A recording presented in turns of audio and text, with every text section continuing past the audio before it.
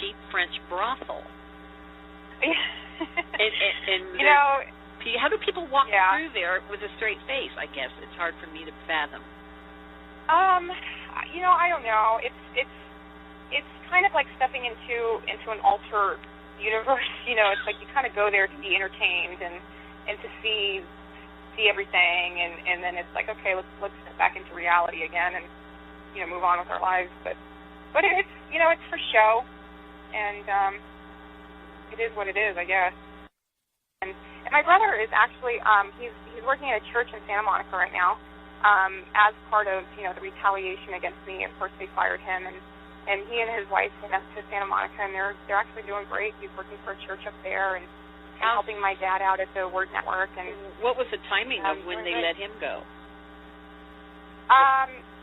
Right, like around the same time they let my dad go, probably in October of 2011. How did he feel? Everybody was just very confused about everything, and he's hurt. You know, he's hurt because at the end of the day, these people, just your grandmother and your uncle and your grandfather, and for some reason they won't speak to him, and he's like going, well, like what? Like you know, I don't understand, and none of us really understand, to be honest.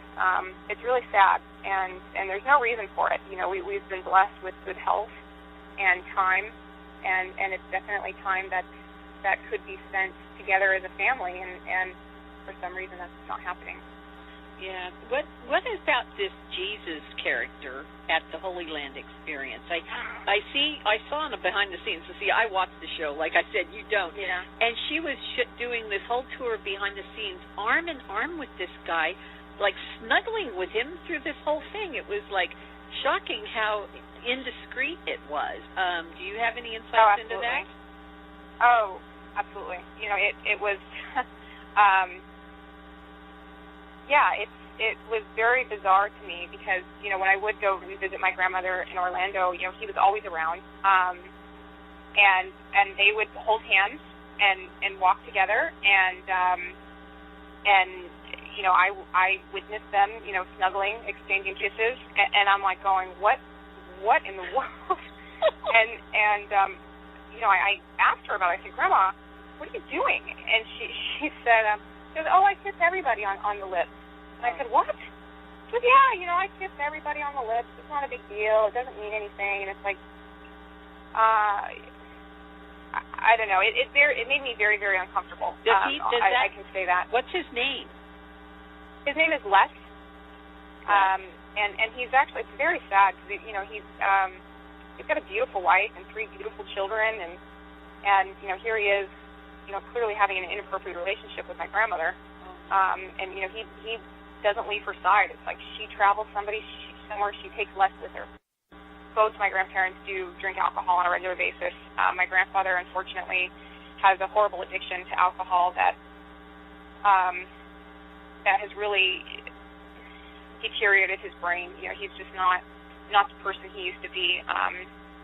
You know, he definitely has difficulty remembering things on an hour-to-hour basis, if not day-to-day basis, which made, you know, your job there at the company very difficult when you know, he tells you to do something, and the next day he's like, why the heck did you do this? And then you just kind of go, wait a minute, you told me to. And, you know, I did not, and it's like, oh my gosh. I really love my grandfather, and I really miss him a lot. I think that he's been so manipulated by my grandmother that you know, he's not mentally sharp, and so he's easily controlled by fear. He's easily manipulated into believing things that maybe not necessarily aren't true. And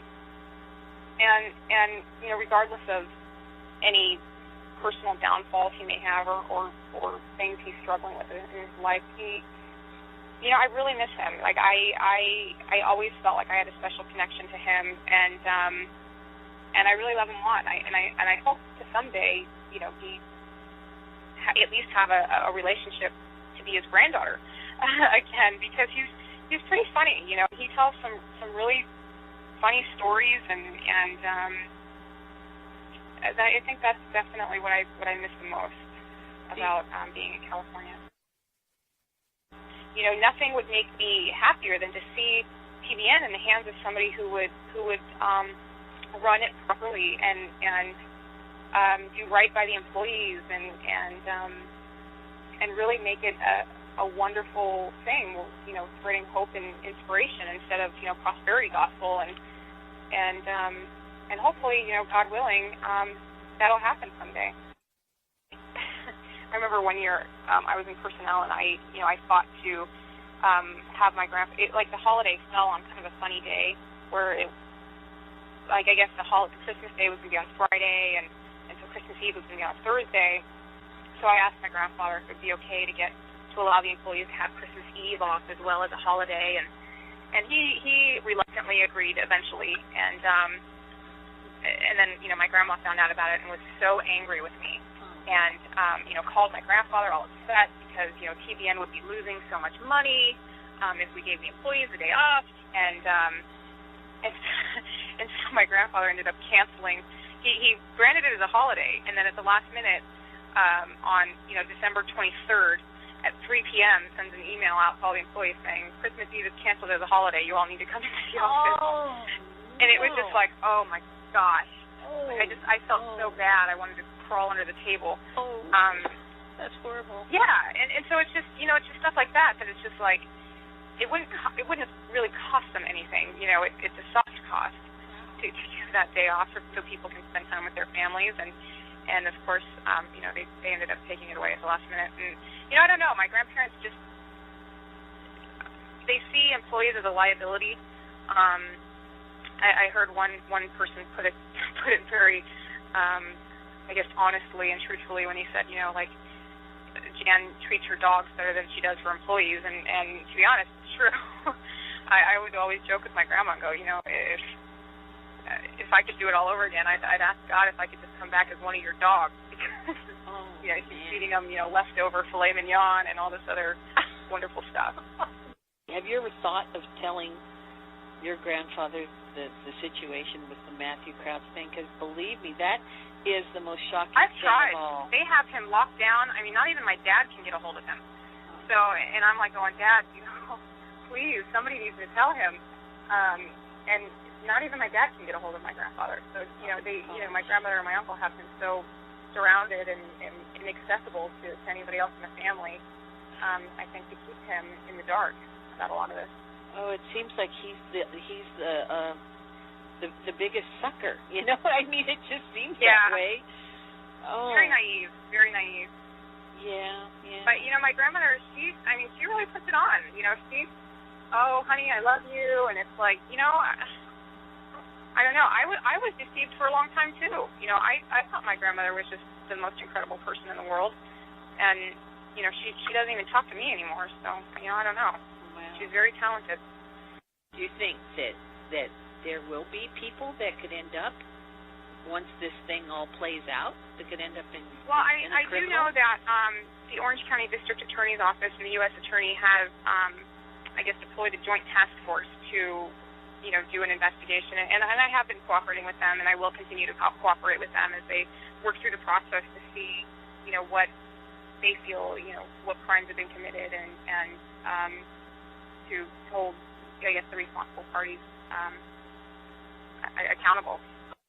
If you just tuned in, that was an interview I was having on the phone last night with BRITTANY COPER, the granddaughter of Paul and Jan Crouch of the Trinity Broadcasting Network.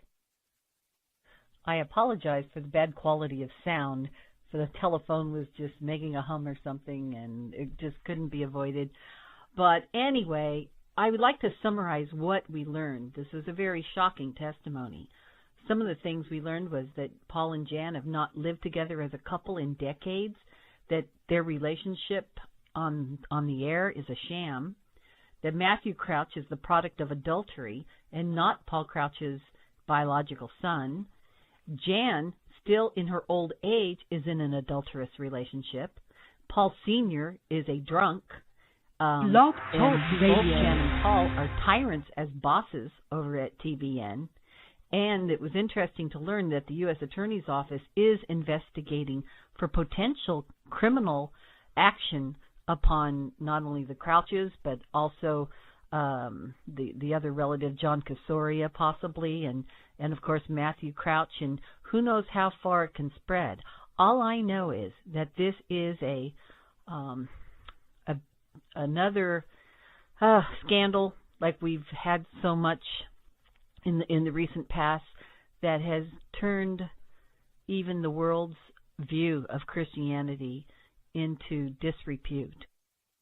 I'd like to read a portion of a commentary that was written by a TBN employee who must remain anonymous, or he will lose his job if anyone there at TBN knows that he supports Brittany. He said, God raised Esther up for a specific purpose at a specific time. We all know the story. It is written in the pages of the Bible. But maybe God is doing something now, something similar, something significant, right before our eyes, and we are missing it. Maybe Brittany Crouch COPER is a modern-day Esther. Who else could be brought into the inner circle, see the things no one was meant to see, and told to play the game? But then something happened which nobody expected. She refused to be corrupted. She has sacrificed money, reputation, status, and family to take a stand for what is right. Could it be that God has placed her there for such a time as this? No ministry becomes corrupt overnight. It is a process which takes time. Little decisions, little compromises, and then the slippery slope to decline. During this decline, where have been the mighty men of God? Where have been the prophets? Where have been those that would speak up and stand for what is right? Has everyone been blinded, or have they just winked at what they saw and heard? In his wisdom, God raised up a young woman to say no. Well, is this comparable to the story of Esther? It seems that Esther was trying to save her people, and I think that things have gone too far now, that the enemy seems to have won this battle against Christianity, really, by raising up TBN to this extent in spreading error and in showing Christianity in a false light. And so I'm not as optimistic as that man. I don't see that TBN can be used as a vessel of honor for God's purposes when it has, from the beginning, seems to have been a vessel of dishonor that has been used by the enemy to corrupt even the image of Christianity globally. However, like Esther, Brittany is certainly God's chosen vessel to bring the hidden things of darkness to the light. So please keep her in prayer. And until next week, keep on the lookout.